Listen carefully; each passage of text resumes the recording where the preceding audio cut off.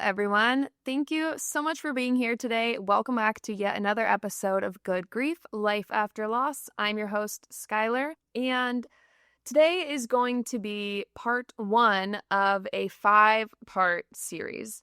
And while I'm really excited for the opportunity to share this 5-part series with you guys, I'm also just feeling a mix of emotions, honestly. I think I'm feeling frustrated, sad, annoyed. I don't know. I guess let me explain it to you.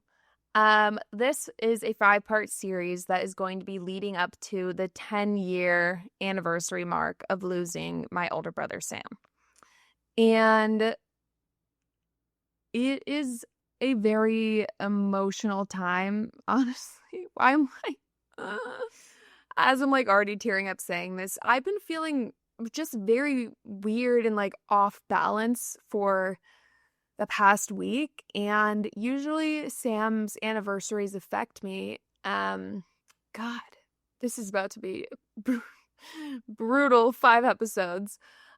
Usually Sam's anniversaries affect me, and obviously they leave me, feeling empty and feeling sad, but I think over the years I've gotten better at finding ways to get through these milestones and anniversaries, and I guess honestly feel kind of unaffected by them. And this is just a very weird feeling. I feel like I haven't felt the way I've been feeling about this 10-year anniversary since, his first, second, third anniversary. I feel like I just feel very out of control of my emotions right now, or my emotions feel like they are controlling me, and it's not a great feeling. It's an uncomfortable feeling. It feels very unpredictable, but 10 years is a lot. That is a lot, and so I'm doing my best to try to focus less on shoving those emotions down and focus more on embracing them and understanding them and actually processing the way I'm feeling. So even, for example, this weekend, I was talking to my boyfriend Harrison about this 5-part series I wanted to do. And before I even got the sentence out of my mouth of explaining, I want to do a series for 10 years without Sam, I just immediately started bawling. And I don't like people seeing me cry. And even though I feel so safe crying with my boyfriend, my immediate reaction is to try and cut it off and suck it all up, and it just wasn't working, and I was uncontrollably crying for 5 minutes. And I am just working on embracing those feelings over the next month. Whatever waves of emotion flow over me and crash into me, I'm just going to accept them for what they are and be gentle with myself and understanding that 10 years is a lot. So as a result of this big milestone, which really feels impossible to get through, I want to spend the next 5 episodes honoring Sam and his story and the journey that I've been on since I've lost him, and sharing what I've learned and what the past 10 years have really been like without Sam. So we are going to work through this piece by piece, episode by episode, and at the end of all of it, we are going to get to October 1st, which is the 10-year anniversary of losing Sam. But for now, I want to start with part 1 of this 5-part series, where I am going to be sharing 10 lessons that I have learned over the past 10 years without Sam. And transparently, this is one of my least scripted episodes because I just kind of want to go through these feelings as they come up. So let's get into it.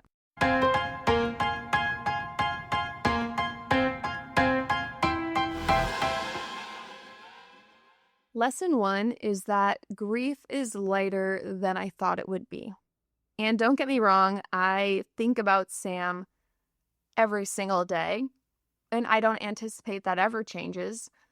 But what does change is the heaviness and the sadness. So while I think about Sam every day, I am not sad every day. And sure, grief is always present, but it isn't always as heavy, as sad, as hard as it was in those initial days, and as I had expected it to be for the rest of my life.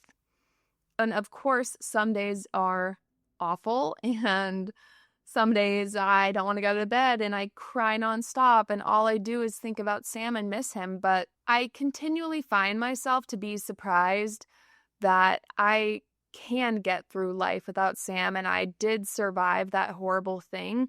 And that while the pain will always be there, that heaviness of grief that feels like a rock sitting on your chest, just crushing you, eventually, with time, with work, that grief, that rock, it does get a little lighter. And I didn't ever think it would get lighter, but I'm really glad that I was wrong about that. Lesson number 2 is related to the first one, and it is that grief gets lighter specifically when you stop fighting it and start embracing it. I think grief has gotten lighter in the sense that it has just become this part of my reality. I have learned to carry it, but also to embrace it. And I think once I finally started embracing it as part of my reality, that is what helped it become lighter. And that does take a while, of course. And some days, like I said, I still find myself in denial and anger and sadness and all of these emotions. But once I finally embraced the reality and kind of got to that point in my head where it's like, all right, this really horrible, crappy thing happened to me. It is awful, but it happened. And I now have to make a decision of, do I live my life in sadness, or do I start living my life for Sam, for myself? Do I find a way to find purpose in this loss? And once I embraced my grief, my loss, and it became something that I wasn't scared of or afraid to admit or scared to talk about, once I started to embrace it and accept the presence of grief, it just suddenly became lighter. I don't know.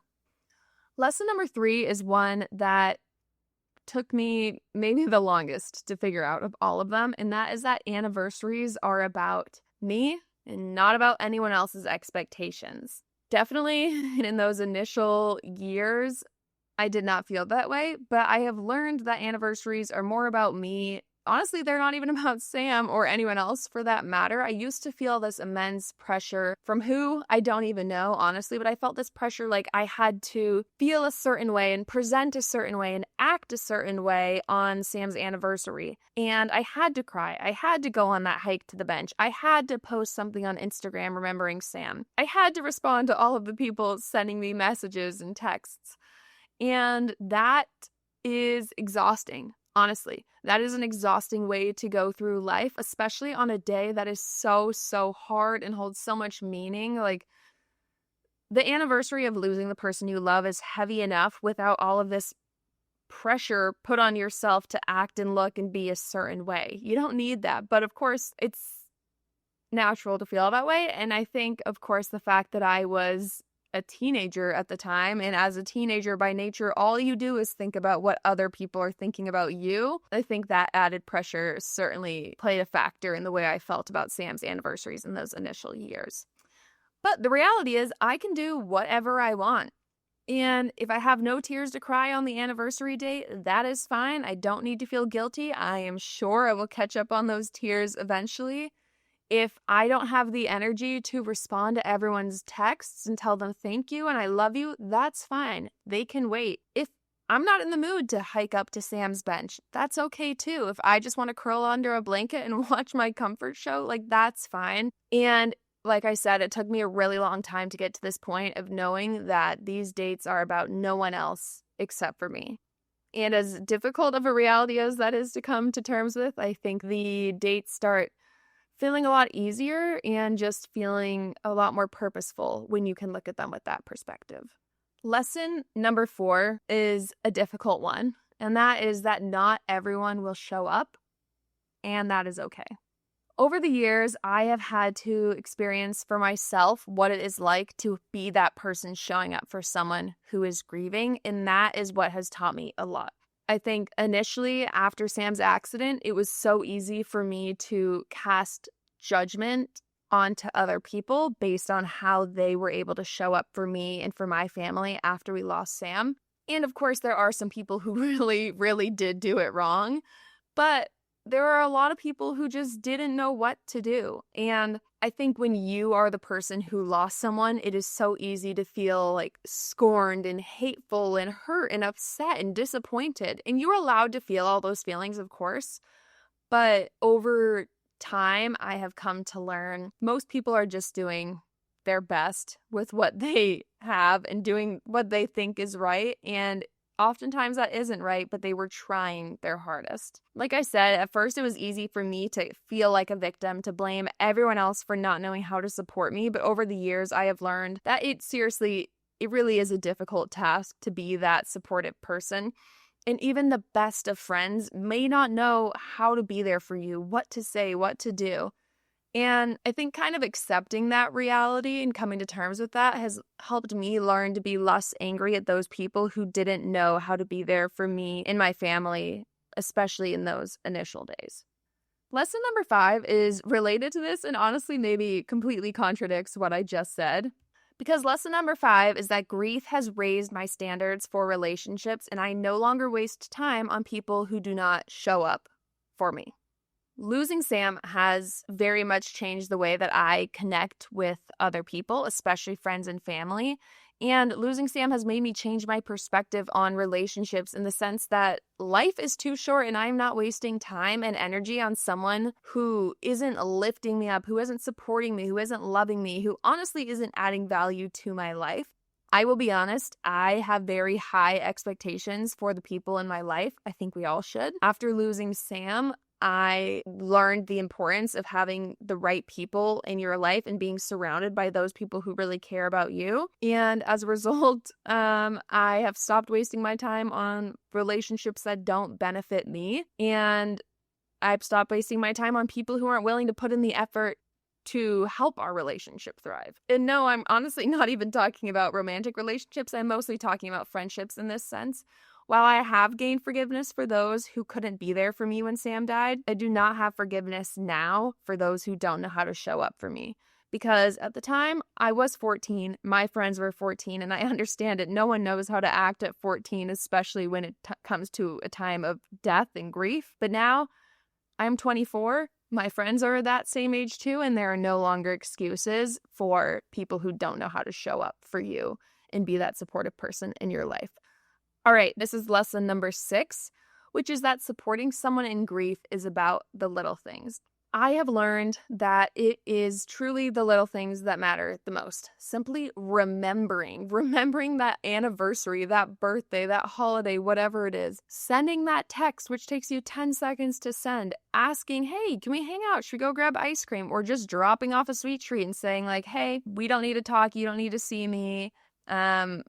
I just dropped something off at your door. Like, these are little things, but they matter so much. And after 10 years, I am still shocked every single year at those who remember and those who support me. So to my listeners, I have said it before, I will say it again. Put the anniversary date in your calendar. I am begging you. I truly just cannot stress the importance of what it means to me when even 10 years later, I assume everyone will have forgotten and they don't. And to get that text, I don't know, it's like a really special moment of like, wow, someone remembers, someone took the time to reach out to me. Like, that's very cool. So supporting someone in grief is about the little things. And if that's all you can do, that's just fine enough. Lesson number 7 is that you can find ways to make your person proud every single day. Sure, there are those bigger milestones like, I don't know, graduating high school, graduating college, getting your first job, whatever it is. Starting this podcast, running the foundation, those are big things that I know if Sam is looking down on, he would be proud. But I also think there are so many little things that I put effort into doing, mostly for me, but every once in a while for the sole reason of like, Sam would really love this. Sam would think this is so cool. Sam would be proud of this. And that doesn't always look like committing some act of kindness or doing some good deed. Like, sometimes it could be doing something fun. Like, oh my God, I went bungee jumping and I think Sam would be so proud of me because I used to be terrified of heights and he used to have to climb up onto the diving board behind me and push me off so that I'd finally get off of it. And so to go bungee jumping, he would be so proud of me. Or like, oh my God, I got that gecko tattoo that Sam always wanted. He would love that. He would be so proud. Like, there's just infinite moments to do things to make your person proud. And I think when Sam first passed away, I felt like, how am I ever going to live up to being the human that we lost when Sam died? Because Sam was freaking incredible. He was absolutely amazing. He was the light in every room and also the noise in every room. And I felt all this pressure to like replace the person that we had lost. But I've come to terms with the fact that that is not true. I do not need to replace it, but I can do things to live for him, to make him proud of me. And that honestly fills my cup just as much. Lesson number 8 came to me when I started thinking about what are the strengths or qualities in myself that I see as coming directly from my grief. And there are 2 big ones that stood out. So, lesson number 8 is that grief gave me compassion, but it also gave me confidence.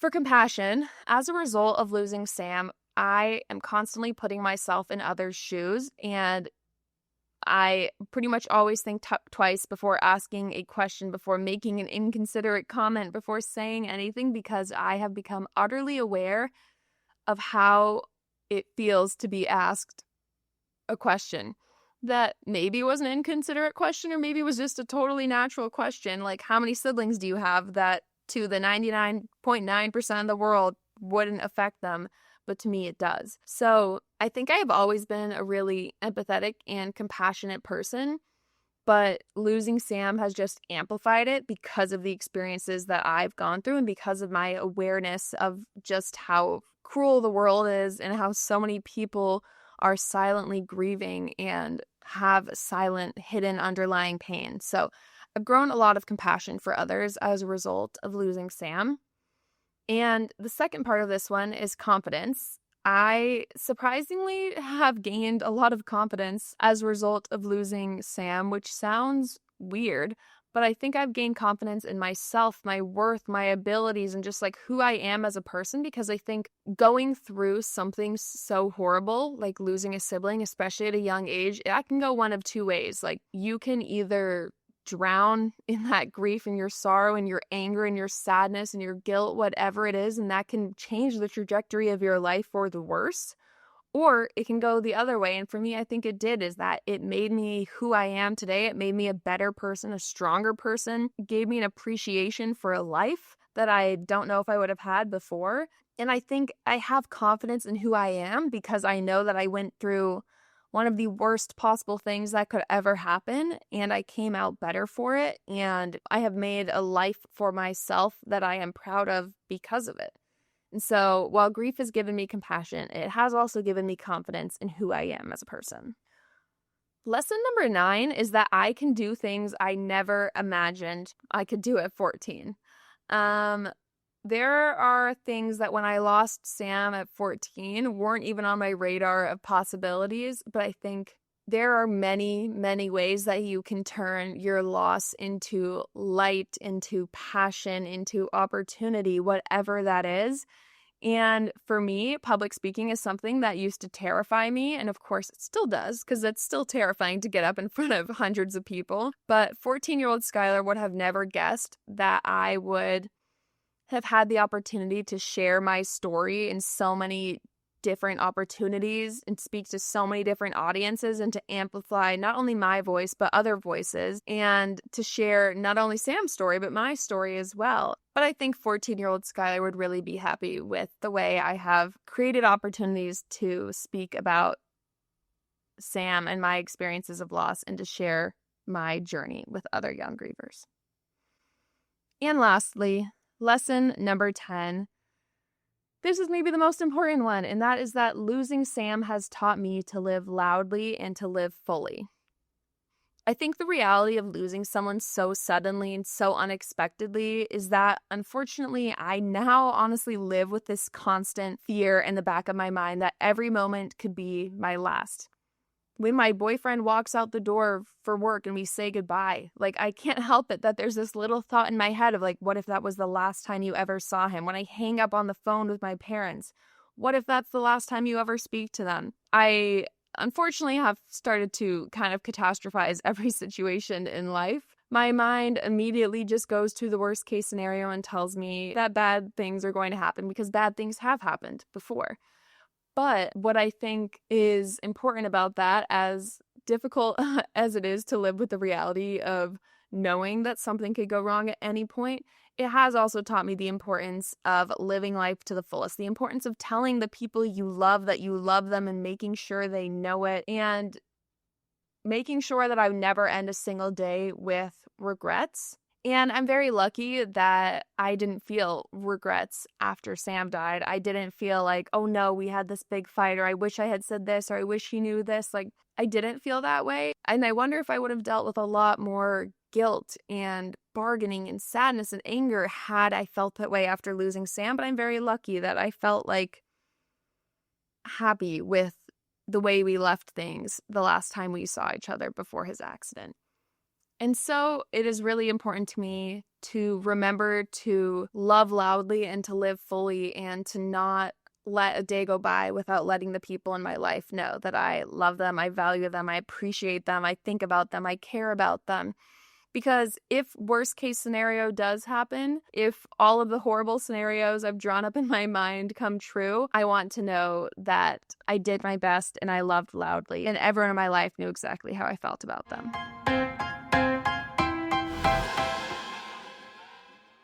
Okay, so that was that. That was the 10 lessons I have learned since losing Sam. And while, of course, I have learned a lot more than just 10 lessons, those are the 10 that really stood out to me, but I feel hopeful that 10 years from now, I will have learned hundreds of other lessons, and I will have grown as a griever and learned new ways to grieve, new ways to live, new ways to love, new ways to show up and support other people. So yeah, I am continuing to learn. I think learning to live with loss and with grief is something that never goes away, and it maybe never gets easier, but like I said, it does get lighter. And what I appreciated about these 10 lessons today, as I was kind of reflecting going through them, is that they aren't all just about Sam, but they're also about who I have become through loving and losing him. And I am proud of that. And I think anyone listening to this who has lost someone knows the importance of pushing forward, continuing to grow, finding ways to thrive even after the worst, most unimaginable things happen. So I hope this was helpful to you. I hope this kind of sparks you to start thinking about what are some lessons that you have learned along your grief journey. I think we don't always give ourselves credit for the growth and the progress that we have made in our grief journey. So I would encourage you to sit down, put pen to paper, and think about what progress have you made, what lessons have you learned since losing that person in your life. And as a reminder, wherever you are in your grief journey, you are not alone. So my DMs are always open, my comments are always open. Feel free to reach out. If this episode resonated with you, please leave a 5-star review on whatever listening platform you are listening on. And I will see you next week for part 2 of the 5-part series on reflecting on 10 years without Sam. So take care of yourselves, and we'll talk next week.